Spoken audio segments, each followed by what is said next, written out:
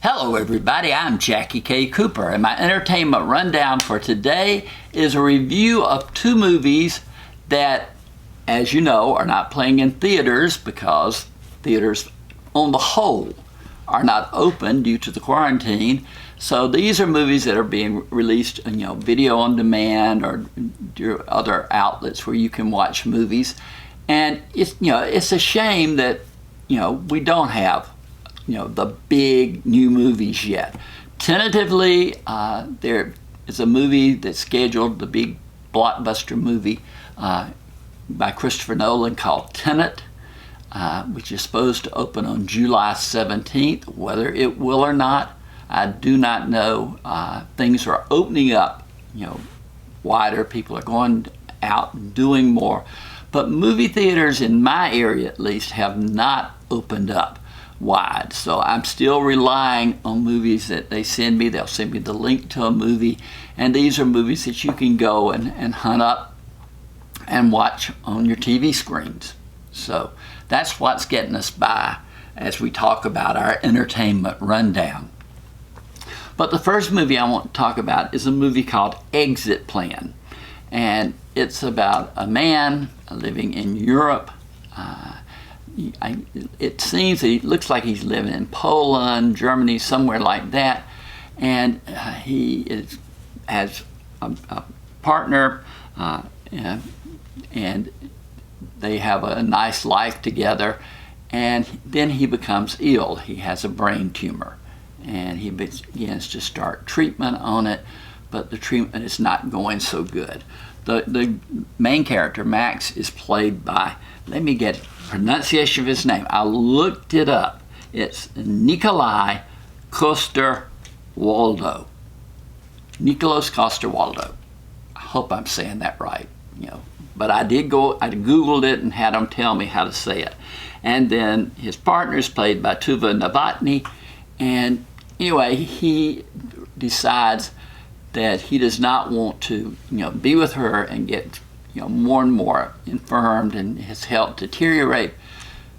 So he goes to a place called Aurora where they do assisted suicides.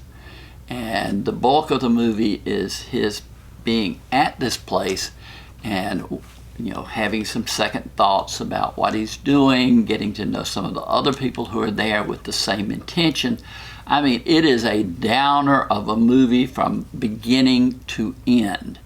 And I don't know, I've seen other movies about subject matter such as this, but the times are bad enough in real life as to watch somebody who is trying to contemplate taking their own life. I can understand the thought process behind it. I'm not condoning it or whatever, but I understand the theory behind it. But the movie, to have an entire movie that is just somber and gloomy, every once in a while, something would happen. I think maybe this is a dark comedy, and something's going to be revealed toward the end. No, it's just a gloom and doom movie. It's not rated, like I said, it's not being released in theaters. It's video on demand and different other services where you can locate movies. But it would probably fall in the PG-13 category because of profanity and violence, and also the subject matter. But Nikolaj, Coster-Waldau is good in the role. I've seen him in other things. He was Game of Thrones, I think. And he's been a good, strong action figure in this. It's more internal, more somber, etc.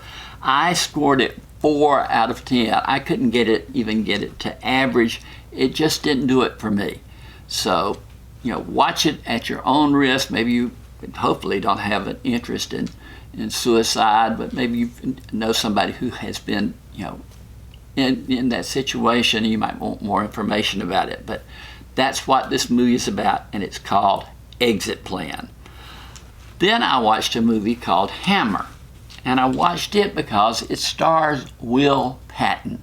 And Will Patton is a good supporting character actor. He's been seen in tons of movies. Everything he's in, I like him in.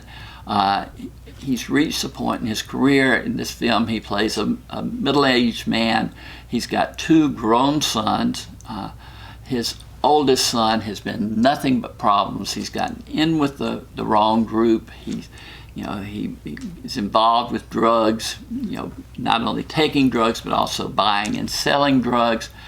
And when the movie starts out, he is involved in a drug deal that goes wrong, and he ends up, his father's looking for him, and then his father learns of the mess that he's gotten himself into. And then the older son has gotten the younger son, it seems, also involved in this. So the whole thing is one father, played by Will Patton, trying to get his 2 sons, played by Mark O'Brien and Connor Price, how he can get them out of trouble with the bad influences that has been. But the movie never lets you know these people.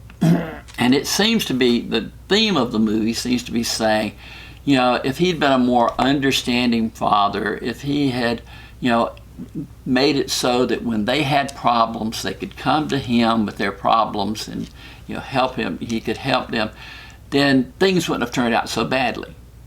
So he is bearing the weight of, seeing his sons involved in all of this mess that they're involved in, and then having the blame blow back on him.